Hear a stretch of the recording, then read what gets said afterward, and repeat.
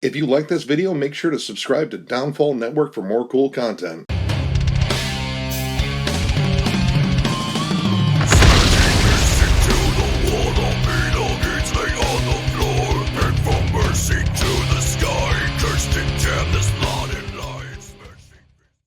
What's up, everyone? Thralls Metal here once again. I'm Necrotic Nick. I'm Jammin John. And we have an album review, and this one is one I have been eagerly waiting. Me too. And yeah, this is such an awesome album to go over and such an awesome band to go over. We are talking about the newest album from Napalm Death, Throes of Joy in the Jaws of Defeatism. This comes out on the 18th of September on Century Media Records. This is the 16th full length from Napalm Death. Which is nuts. No signs of quitting. Nope. They're still aggressive as ever. For any of those that don't know, formed in 1981 in Birmingham, England, and they are the godfathers of grind. And I have been a fan since I think I first heard them on the Mortal Kombat soundtrack, Twist the Knife Slowly.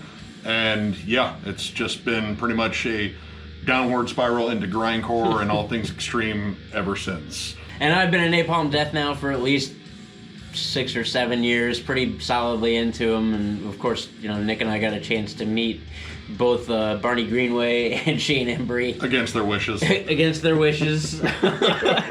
We were talking about this earlier. I've never felt so unwelcome, but yet so welcome. Excited at the same time. Like, yeah, Barney was having a rough time. They just got off a stage and some drunk chick led us down there who I believe was the wife of one of their tour managers or merch guy. I don't know. Don't know. But she led us down there and down to the changing rooms, and we come around a corner and we see Barney with the towel on his head and his shorts, and he just looks up and like, oh, great people. And I have a feeling she'd been doing this all tour long. Yeah, the look on his face was just like, God. But he was like, no, come on in. Yeah. And we got to BS with them, got to meet Shane Embry too, and super nice guys. Definitely exhausted. And if you've ever seen Napalm Death, you know how how much Barney puts into that show, how much the entire band does. The first time I had seen Napalm, actually it was that show. That was the first time I'd seen Napalm Death, and holy crap, wow. When we saw him last, he had a broken ankle or foot or something. He came out on crutches and still was like, you know what, Napalm Death doesn't cancel. I was like, yeah, Barney. Yep. I mean, it sucks about your ankle and all. He just did all the dancing he would do while sitting down. Yeah, dude. He's a maniac.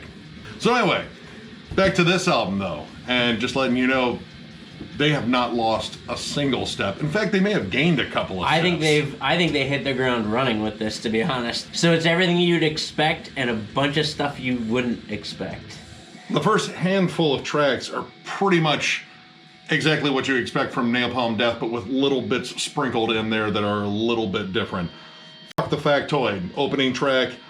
While it is a straightforward grind track, there are layers of ambient noise behind it. Yes. And right here, you really get the sense of how heavy this is. The production is awesome. Top notch, yeah, especially for grindcore. It's got a really rich, full sound to it. The drums sound just ginormous. Yes. Danny puts on a clinic on this one. Yep. And I gotta say, everything is just separated well. You can hear everything very clearly. The guitars are so chunky and heavy, like just absolutely nasty. It really reminds me a lot of like a cleaner version of the mix they had on Time Waits for No Slave, which is one of my favorite albums. Shane Embry's bass is just murky, dense, and heavy. And then over top of this, you have, I think, one of Barney's best vocal performances. Hands down. It's incredible. He incorporates so many different growls and screams and yells, and there's varying levels of reverb and dissonance and chants, groans. He can be tuneful. He can just come out like he's like this close to your face, yelling at you. Like, okay, sir. This is a lot more melodic, I think, than most Napalm Death. I mean, the curse of being in Thrall. No, they haven't been in us. Yep, it's not. Yeah, they haven't been in us, and it's not that bad being a Thralls. But I have to say, like, this song has some great signature riffs. Like, there are some really solid hooks in a lot of these songs, and it doesn't sacrifice any of their token brutality. The waves of dissonance on here. There's a lot of hardcore nods, stuff that kind of reminds me more of like Convergent spots. I get reminded of like early Mastodon. Yeah. It's sludgy and squealy. And the cool thing on this album is this is like a very varied level of intensity. Like sometimes it goes for sort of like big palm muted thrashy chugs, like hardcore grooves, but you still get your token blast beats, your D beats, and all of it is intense at all times. And that's pretty much the token thing with Napalm Death is it has to be intense. Yeah. And it's even got some black metal nods. It's like blackened grind at some time. I don't know what to compare that to. There is like a level of like atmosphere on this that I think has been showing up a little bit more in the past couple of releases, like namely Apex Predator and Utilitarian. Yep. There was definitely a lot more dissonant atmosphere and such, and you start hearing a little bit more of Barney's kind of cleaner vocals. It's more like a tuneful groan, but it really, really works. Okay, I'm going to butcher this song title. Joy de Pas Vivre? I don't know what it means, and I don't know how to pronounce it, but I know this is one of the most different tracks on here, because this is mostly carried by bass, drums, and ambient noise. It sounded like someone throwing a whole bunch of string instruments down an elevator shaft and recording it. It's ugly sounding, and then on top of that you have Barney just delivering these shrieks and whispers. It's really creepy. I was actually reminded of Pig Destroyer in here. It'd be almost like if you snagged the programmer from Pig Destroyer and had him cover Napalm Death songs. Yeah, he does. That's what this song is. Yeah, it's very similar to that. And I like the fact that this is melodic, quote unquote, but it's melodic in Napalm Death's way. Like there are hooks in it that, I mean, if you're a grind fan or even just a more extreme metal fan, you're still going to hear like some really catchy parts in here. It isn't all about just the anger and upfront attitude all the time, which, believe me, there is plenty of that. Yes.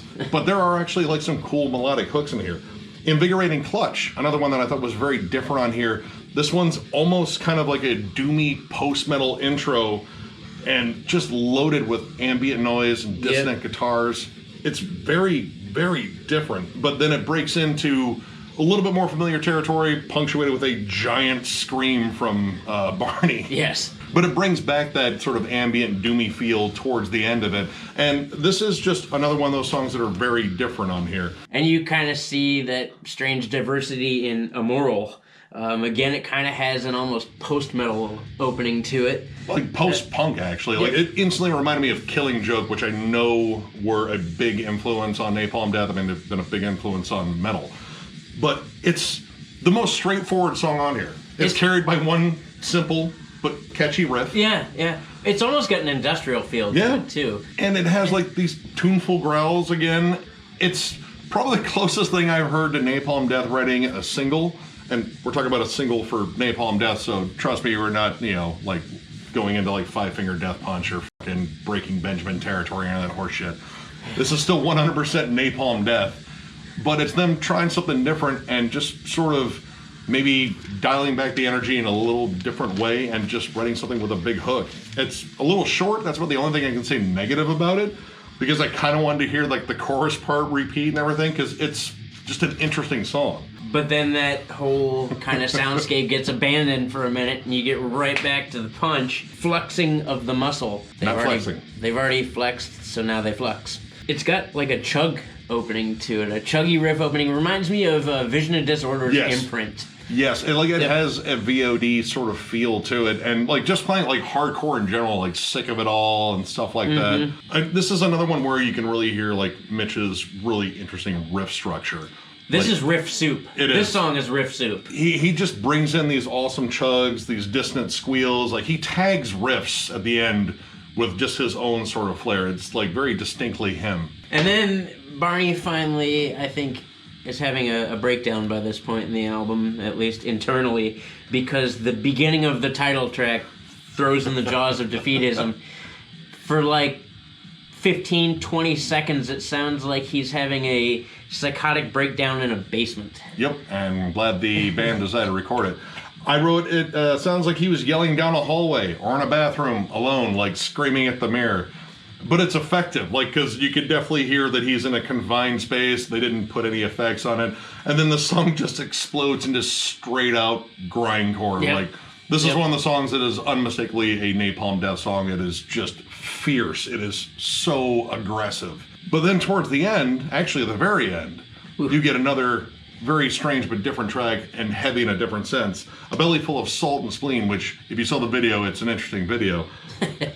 More industrial feel. Yes. Like Godflesh, and Yep. like the more industrial sections of Nailbomb. Yep. It's like a dirty stomp of a song, and it's loaded with chanted, layered vocals that are flat out creepy. It is. It's disturbing.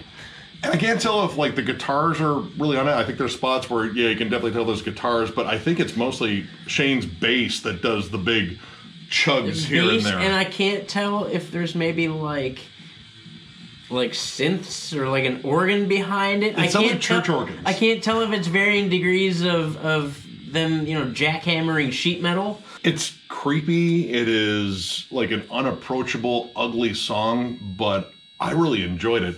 And it was kind of an interesting thing on this album. Like, there's the stuff that I love that reminded me of like virtually every era of Napalm Death. Like the more groove-laden stuff from like Fear, Emptiness, Despair, and even Diatribes to an extent.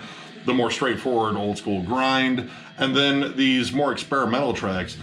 And how this album is paced, none of these songs really ran together. They spaced them out well enough to where each one would stand out, and there's a lot of variance on this album. I was legit shocked at how much was on this album, and just the overall energy on it. Like, I am legit awestruck by how heavy and nasty it is. 16 albums in. Yeah, right. And you came out swinging on this one with an absolute banger. So overall, I gotta give this 4.5 stars. This is possibly my favorite grind album this year. Just, it's insane. This is an amazing album, like not only because they dug down and I guess they took this time to write a scathing album.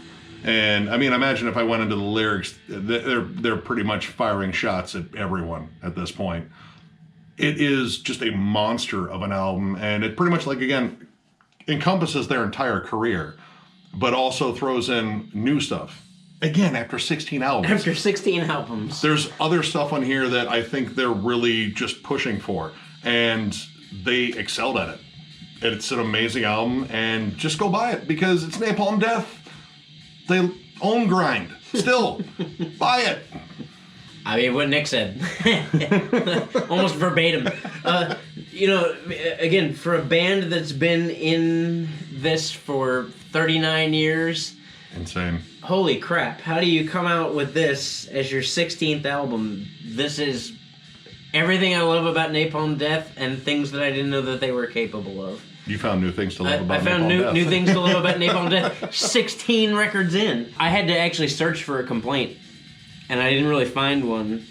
Maybe tune down the industrial a little bit, but it's good for a band like this to be experimental and to knock it out of the park. Absolutely. When they try new things, you don't get that a lot. For people who have been doing it this long, especially. So yeah, there was no dialing it in here. Nope. This was everything out on the table, and then smash the table with hammers. Dude, I can't wait to see these guys again. I mean, granted, I can't wait to. I'll go watch a guy play kazoo in a parking lot at this point. But I mean, I can't wait to see this live. Yeah. And yes, go buy this record. Go the 16 albums in. Keep giving them your money. They obviously know you'll take it. They burned it.